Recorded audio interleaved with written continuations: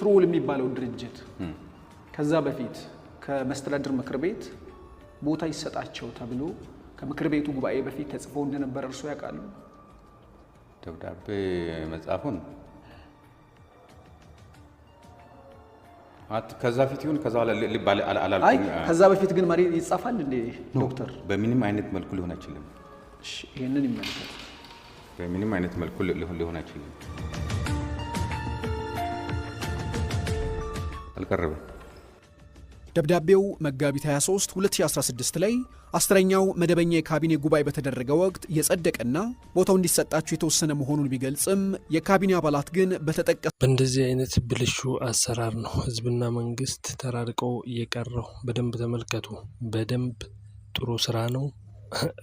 ጋዜጠኛው በርታ ለማለት ነው። እኔ 6 ዓመቴ ነው በዚህ ጉዳይ ላይ እንዳንተ እንደዚህ ፊት ለፊት ባላመጣቸውም ለመንግስት እያደረስኩ